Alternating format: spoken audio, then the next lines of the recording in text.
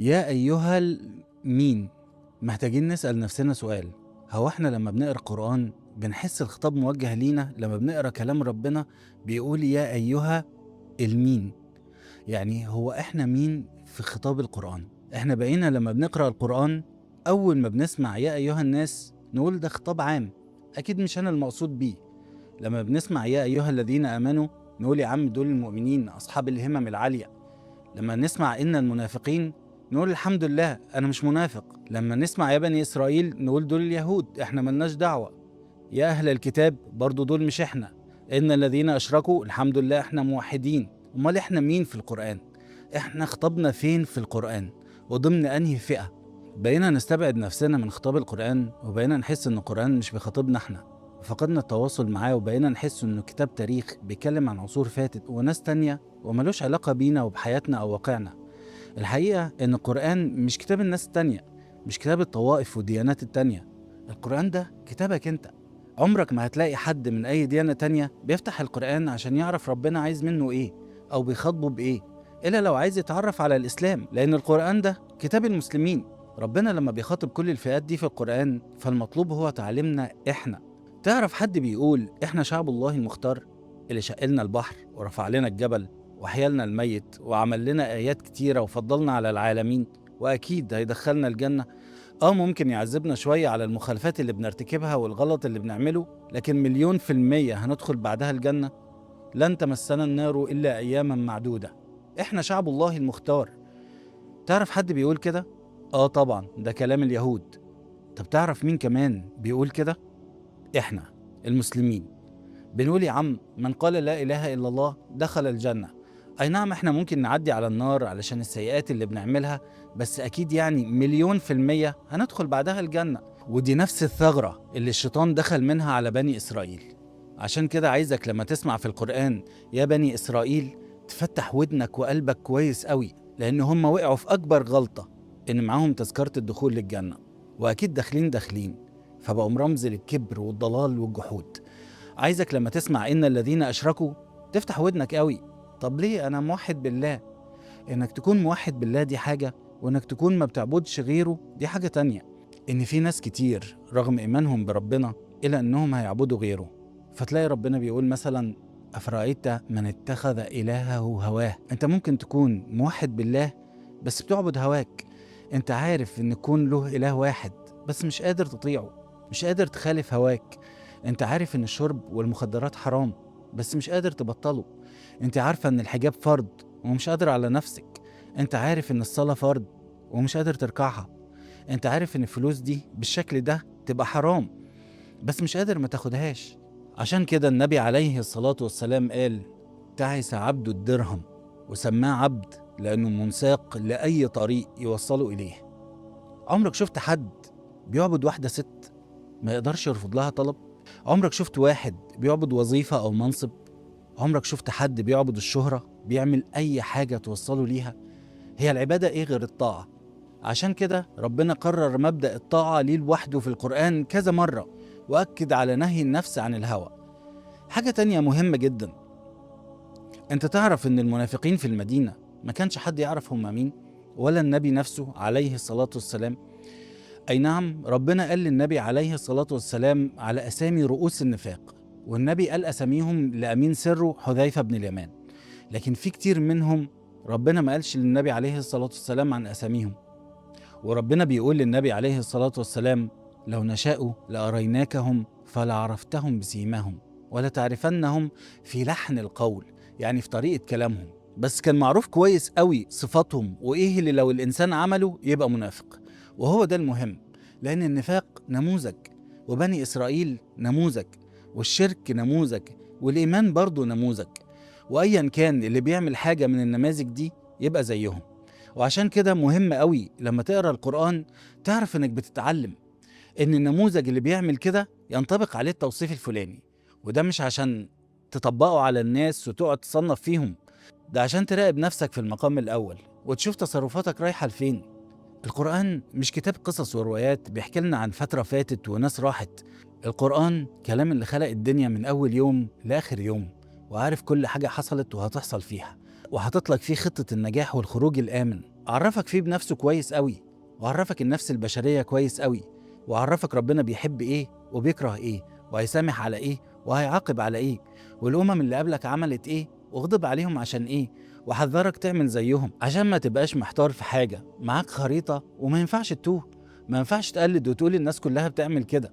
كلنا بنقرأ مثل الذين حملوا التوراة ثم لم يحملوها ونقول ياه قد ايه غلطانين، واحنا حرفيا بنعمل زيهم. كلنا بنقرأ إن قوم اتخذوا هذا القرآن مهجورا ونقول والعياذ بالله، واحنا حرفيا ده اللي بنعمله. احنا بنسمع القرآن في الصلاة كأنه طلاسم محدش فاهم منه حاجة. وحتى لما بنفهم مثلا مبدأ مهم قوي وأصل من أصول الوعي الإسلامي زي ادفع السيئة بالحسنة وإنك تقابل الإساءة بالإحسان، محدش بيعمل بيه إلا ما رحم ربي. ولما بنفهم مبدأ زي لا تقف ما ليس لك به علم، ومبدأ زي لا تمدن عينيك إلى ما متعنا به أزواجا منهم، بنحطه على جنب. يبقى مش بني إسرائيل بس اللي حملوا التوراة ثم لم يحملوها، مش بلعم ابن آبر بس هو الذي آتيناه آياتنا فانسلخ منها. دي كلها نماذج، والهدف منها إننا ما نعملش زيهم. القرآن مش بيحكي لك عن غيرك، القرآن بيحكي لك عن نفسك أنت. ممكن تبقى حافظ للقرآن بس مش شايف أثره في حياتك، ممكن تبقى بتقرأه وبتسمع القرآن بس مش عايش بيه، وهو ده الهجر الحقيقي للقرآن. ربنا بيقول ولقد يسرنا القرآن للذكر فهل من مدكر. يعني القرآن مش صعب. لما تسمع أي خطاب من ربنا للبشر في القرآن فده خطاب ليك أنت. ربنا عرفنا يعني إيه إنسان وإيه طبيعة النفس البشرية، فهتلاقي كل وصف بلفظ إن الإنسان في القرآن بيتكلم عن صفات النفس البشرية الصرفة. وعرفنا إن عشان نسمو على الصفات البشرية اللي عندنا دي لازم نرتقي لرتبة الإيمان. فكل وصف مذموم ربنا وصف بيه الإنسان في القرآن زي ظلوم وجهول وهلوع وقتور، هتلاقي عكسه ربنا وصف بيه المؤمنين. عشان كده هتلاقي ربنا دايما بيقول إلا الذين آمنوا، إلا المصلين، وهكذا. كأن الإيمان هو العلاج والسبيل للتغلب على صفات النفس البشرية. الدين هو اللي بيرفع الإنسان من الصفات البشرية المحضة زي الطمع والغل والشهوة للاتزان والأخلاق. ربنا في القرآن عرفنا إن في ناس هتكره الحق ومش هتسمعه، فما تضيعش وقتك معاهم. وفي ناس محتاجة بس تسمعه وتعرفه، وفي ناس بعد ما تعرفه هتمثل إنها بتعمله، وفي ناس هتعرف ربنا وهتعرف الحق بس مش تقدر تطيع غير نفسها وشهواتها ورغباتها، وفي ناس هتعرف الحق وهتعمل بيه بحذافيره. وعرفنا إن في ناس هتتغر برحمة ربنا وكرمه، وفي ناس هتيأس من رحمة ربنا تماما. عرفنا إن في ناس هتتوب وتبقى أحسن من الأول، وفي ناس هتتوب وتقع وترجع تتوب، وفي ناس مش تقدر أصلا تتوب. وعرفنا إزاي نتصرف بالعلوم الدنيوية وإزاي نستغلها في صالح الناس والبشرية مش للدمار والخراب، وادانا القيم اللي نسخر بيها العلوم في خدمة المجتمع. وعرفنا الحلال والحرام في الأكل والشرب واللبس والعبادات والجواز والحرب والسلم والبيع والشراء والعقود والمواريث والشغل والراحة. وعرفنا ازاي نبقى بني آدمين راقيين على المستوى الفردي وعلى المستوى المجتمع، وازاي المفروض ما نكدبش والمفروض ما نظنش في بعض سوء وما نتكلمش على بعض في ظهر بعض. وعرفنا الحق والعدل وجماله والظلم وبشاعته. وعرفنا ازاي نحسن للوالدين وللجار، وازاي نخاف على أعراضنا وأعراض الناس، وحرم علينا فلوسهم وحقوقهم وحرم فلوسنا وأعراضنا عليهم. وعرفنا ازاي ندافع عن الضعيف وناخد حق المظلوم، وازاي نتعامل مع الغريب والقريب، وازاي نربي عيالنا ونتعامل مع أزواجنا. عرفنا ازاي نتوكل عليه ونرتبط بيه ونحسن الظن بيه، وان هو معانا وقريب مننا وعارف كل حاجة، حتى ورقة الشجر اللي بتقع في أي حتة في العالم عارفها وعلى دراية بيها. وعرفنا ان هو اللي بيرزقنا وبيخلقنا وبينفخ فينا من روحه وبيكتب أرزاقنا، بيسمع دعائنا. وعرفنا كل حاجة وضرب لنا أمثال على تقريبا كل حاجة. وعرفنا الناس اللي قبلنا عملوا إيه، غلطوا في إيه، وعملوا صح إزاي. وادانا نماذج كتير على الكويسين منهم والوحشين، وكل واحد فيهم مستنيه إيه في الآخرة، وساب لنا حرية الاختيار. حكالنا حكاية الخلق بداية من السماوات والأرض والقلم واللوح المحفوظ، وبعدها خلق آدم واللي حصل بينه وبين الشيطان. وعرفنا مين عدونا الحقيقي وإيه مداخله وإيه خططه وعايز يوصل لنا إزاي وتوعدنا بإيه، وخدع اللي قبلنا إزاي وإيه خططه ووساوسه وإزاي نحمي نفسنا منه.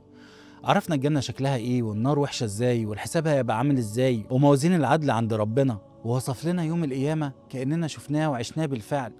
وكلمنا عن رحمته اللي وسعت كل شيء، وحذرنا من حقوق العباد، وعرفنا إن حوالينا ملايكة بتحرسنا وملايكة تانية شهداء علينا، وكل حاجة بنعملها بتتكتب، وكلنا هنشهد على بعض يوم القيامة، وحتى أجسامنا هتشهد علينا. وعرفنا رحمته بينا وعفو علينا وإنه أقرب إلينا من حبل الوريد. ربنا قال كل حاجة في القرآن، مفيش حاجة ممكن تحتاجها في طريقك في الحياة لحد ما تطلع منها لو حريص تعيش صح وتطلع منها على خير وتوصل لبر الأمان، إلا ما ربنا قال لنا عليها في القرآن، وبعت لنا رسوله عليه الصلاة والسلام عشان يورينا التطبيق العملي الصحيح ليها.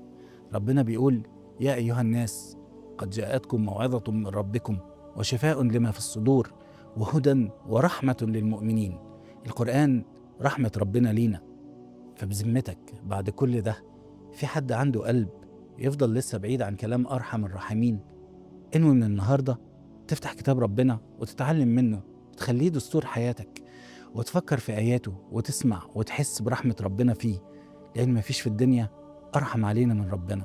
لو كلامي لمسك وحسيت قد إيه إحنا محتاجين القرآن في حياتنا، شارك الفيديو ده مع غيرك. خلينا ننشر الخير وربنا كريم.